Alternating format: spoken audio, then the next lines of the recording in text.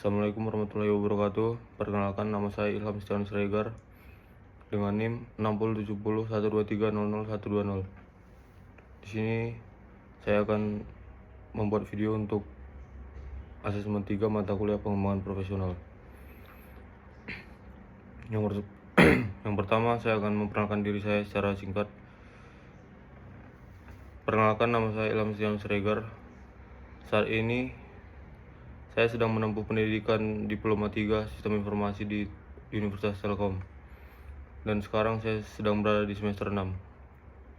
Selama masa studi saya sudah membekali diri saya dengan berbagai keterampilan di bidang teknologi informasi, mulai dari pengolahan data dengan Python, pembuatan antarmuka dengan Figma, pengembangan web menggunakan WordPress, serta desain visual menggunakan Canva dan Microsoft Office.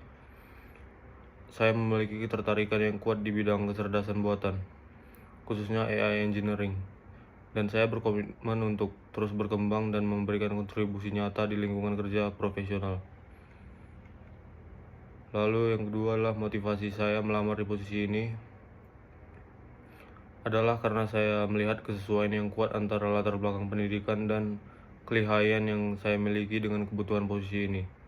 Sebagai seorang mahasiswa sistem informasi yang memiliki passion di bidang teknologi, saya ingin menerapkan ilmu yang telah saya pelajari di bangku kuliah ke dalam lingkungan kerja nyata. Saya percaya bahwa posisi ini akan memberikan saya kesempatan untuk belajar lebih dalam, berkembang secara profesional, dan berkontribusi secara langsung pada pertumbuhan perusahaan. Dan juga saya termotivasi karena ingin membuktikan bahwa saya mampu bekerja secara profesional dan memberi nilai tambah yang nyata sejak awal karir saya. Lalu untuk pengalaman saya bekerja dalam tim adalah selama perkuliahan saya cukup sering bekerja dalam tim, terutama dalam menyelesaikan proyek-proyek mata kuliah. Salah satu pengalaman yang paling berkesan adalah ketika saya bekerja dalam tim untuk mengerjakan proyek pengembangan berbasis data. Dalam tim tersebut kami membagi peran berdasarkan keahlian masing-masing. Ada yang menangani bagian data, ada yang mengerjakan bagian antarmuka, dan ada yang bertanggung jawab untuk dokumentasi. Saya pribadi mengambil peran dalam pemrosesan dan analisis data menggunakan Python. Kami rutin berkomunikasi untuk memastikan progres setiap bagian berjalan dengan selaras. Hasilnya proyek kami dapat selesai tepat waktu dan mendapatkan apresiasi dari dosen pengampu. Dari pengalaman tersebut saya belajar bahwa komunikasi yang terbuka, saling menghargai peran masing-masing, dan komitmen terhadap tujuan bersama adalah kunci keberhasilan kerja tim. Lalu untuk posisi ini membutuhkan skill tertentu sesuai dalam iklan. Untuk seberapa jauhnya kemampuan saya di bidang tersebut, saya memiliki beberapa keahlian teknis yang relevan dan telah saya gunakan secara aktif selama perkuliahan. Di bidang pemrograman, saya menguasai Python yang saya gunakan untuk analisis data, pembuatan model machine learning, serta otomisasi proses. Saya juga familiar dengan tools desain seperti Figma untuk UI UX, prototyping, dan Canva untuk kebutuhan visual. Untuk produktivitas dan kolaborasi, saya terbiasa menggunakan Microsoft Office secara profesional, serta WordPress untuk pengembangan konten web. Saya menyadari bahwa masih banyak hal yang perlu saya pelajari, namun saya memiliki kemampuan belajar yang cepat dan motivasi tinggi untuk terus mengembangkan diri sesuai kebutuhan posisi ini. Dan untuk cara saya menangani tekanan atau deadline dalam pekerjaan adalah ketika menghadapi tekanan atau deadline yang ketat, langkah pertama yang selalu saya lakukan adalah membuat daftar prioritas tugas berdasarkan tingkat urgensi dan dampaknya. Saya juga terbiasa memecah tugas besar menjadi bagian-bagian yang lebih kecil dan terstruktur hingga progres bisa dipantau dengan jelas. Saya menggunakan tools seperti to-do list digital atau catatan terstruktur untuk membantu manajemen waktu. Selain itu, saya berusaha tetap tenang dan fokus pada solusi, bukan terfokus pada tekanan itu sendiri. Jika dalam tim, tidak segan untuk berkomunikasi secara proaktif jika ada hambatan agar tidak muncul masalah di menit-menit akhir. Menurut saya, tekanan adalah bagian wajar dari dunia profesional dan kemampuan menghadapinya dengan kepala dingin adalah skill yang harus terus diasah. Untuk UKM atau organisasi selama kuliah, jujur selama masa perkuliahan saya belum pernah terlibat secara aktif dalam UKM atau organisasi kemahasiswaan. Namun saya ingin menyampaikan bahwa waktu yang saya miliki saya alokasikan untuk memperdalam keahlian teknis saya secara mandiri, seperti mengikuti kursus online, mengerjakan proyek pribadi, dan mengeksplor berbagai teknologi yang relevan dengan bidang saya. Saya sadar bahwa pengalaman organisasi itu dapat memberikan nilai tersendiri dalam pengembangan soft skill. Dan hal ini menjadi salah satu pembelajaran penting yang akan saya jadikan motivasi untuk lebih aktif, berkolaborasi, dan terlibat dalam komunitas profesional untuk kedepannya.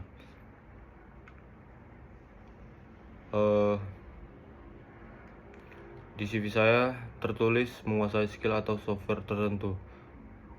Dan cara saya menggunakannya dalam pekerjaan nanti adalah keahlian yang saya cantumkan di CV bukan sekedar teori, semuanya telah saya praktikkan secara langsung dalam konteks akademik maupun proyek mandiri. Python misalnya saya gunakan untuk membangun model machine learning dan menganalisis dataset. Kemampuan ini sangat relevan dengan pekerjaan yang membutuhkan pengolahan data atau pengembangan sistem berbasis AI.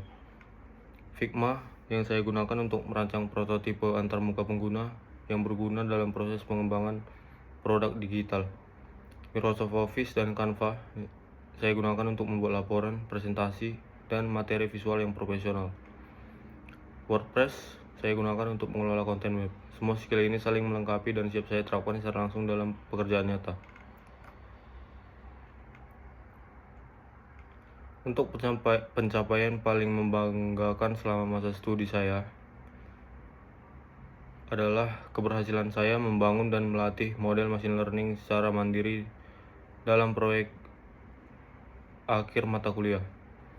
Dalam proyek tersebut, saya mengerjakan dua pendekatan sekaligus, klasifikasi sentimen untuk memprediksi apakah ulasan film bersifat positif atau negatif berdasarkan teksnya, serta regresi untuk mengelompokkan rating film ke dalam kategori seperti buruk, sedang, dan baik. Proyek ini membutuhkan pemahaman mendalam tentang pemrosesan teks, fitur engineering, serta pemilihan evaluasi model. Saya bangga karena mampu menyelesaikan dengan hasil yang memuaskan, dan proses tersebut memperkuat keyakinan saya untuk berkarir di bidang AI engineering. Untuk situasi di mana saya mengalami konflik dalam tim dan cara saya mengatasinya, dalam salah satu proyek berkelompok di perkuliahan, pernah terjadi perbedaan pendapat yang cukup signifikan antara anggota tim. Sebagian anggota ingin menggunakan pendekatan yang lebih sederhana demi efisiensi waktu, sementara sebagian lagi ingin menggunakan metode yang lebih kompleks demi hasil yang lebih optimal. Saya mengambil peran sebagai penengah dengan mengusulkan agar kami melihat secara objektif dari sisi waktu yang tersedia, kompleksitas implementasi, dan tujuan akhir proyek. Kami kemudian membuat keputusan bersama yang mempertimbangkan semua aspek tersebut. Dari pengalaman itu, saya belajar bahwa konflik dalam tim bisa diselesaikan secara konstruktif jika semua pihak bersedia mendengarkan dan fokus pada kepentingan bersama, bukan ego masing-masing. Apa yang saya lakukan ketika harus bekerja dengan rekan yang sulit diajak kerjasama?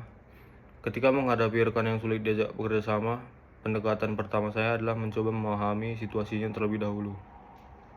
Apakah ada hambatan yang tidak terlihat, tekanan tertentu, ataupun perbedaan cara komunikasi yang perlu disesuaikan. Saya akan mencoba berkomunikasi secara personal dan terbuka, menyampaikan harapan saya dengan cara yang tidak konfrontatif, dan titik temu yang bisa menggerakkan kerjasama ke arah yang lebih baik. Saya percaya bahwa setiap orang memiliki cara kerja yang berbeda, dan pendekatan yang fleksibel serta empati adalah kunci untuk membangun hubungan kerja yang produktif meskipun dalam kondisi yang tidak ideal. Dan cara saya mengatur prioritas jika ada beberapa tugas penting secara bersamaan adalah saya menggunakan metode prioritas berdasarkan dua parameter utama, yaitu tingkat urgensi dan tingkat dampaknya. Tugas yang mendesak sekaligus berdampak besar akan saya kerjakan terlebih dahulu, setelah itu saya susun jadwal yang realistis untuk tugas-tugas lainnya. Saya biasanya membuat to-do list harian agar tidak ada hal yang terlewat, serta menghindari multitasking yang berlebihan karena justru dapat menurunkan kualitas pekerjaan saya.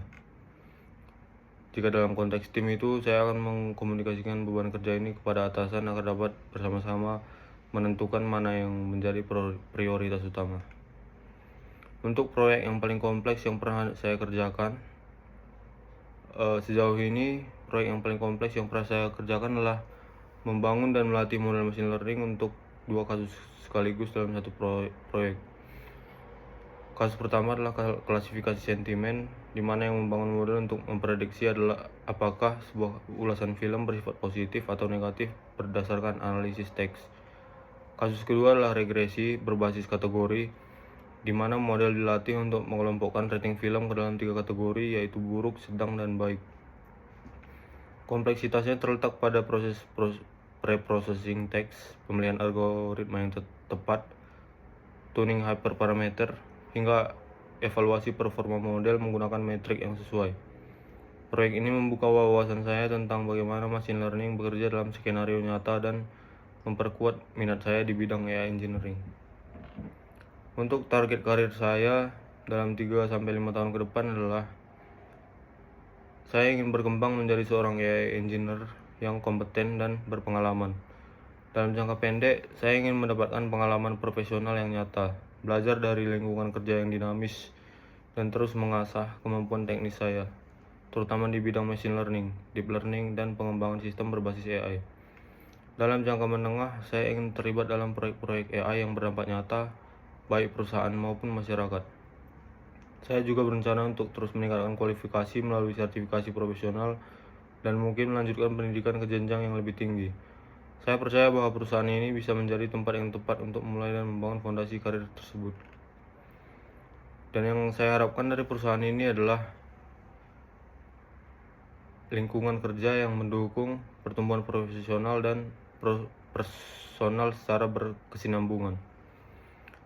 Saya berharap dapat bekerja di bawah bimbingan mentor yang berpengalaman, terlibat dalam proyek-proyek menantang, dan mendapatkan kesempatan untuk terus belajar teknologi terbaru yang relevan dengan bidang saya. Saya juga mengharapkan budaya kerja yang terbuka, kolaboratif, dan saling menghargai, di mana setiap anggota tim merasa dihargai kontribusinya dan didorong untuk memberikan yang terbaik. Saya yakin bahwa jika karyawan berkembang, maka perusahaan pun akan ikut berkembang, dan itulah nilai yang ingin saya bangun bersama perusahaan ini. Lalu yang terakhir adalah, kapan saya bisa mulai bekerja jika diterima, serta apakah saya bersedia bekerja lembur, jarak jauh, atau dipindah lokasi. Terkait waktu mulai bekerja, saya dapat menyesuaikan dengan kebutuhan perusahaan. Jika diperlukan segera, saya siap mempersiapkan diri dalam waktu yang singkat setelah proses penerimaan selesai. Mengenai fleksibilitas saya bersedia untuk bekerja lembur apabila situasi dan kebutuhan proyek memang memerlukan hal tersebut. Saya juga terbuka untuk bekerja secara jarak jauh karena saya sudah terbiasa mengelola pekerjaan dan komunikasi secara daring. Untuk perpindahan lokasi, saya pada dasarnya terbuka untuk mendiskusikannya lebih lanjut sesuai kebutuhan perusahaan.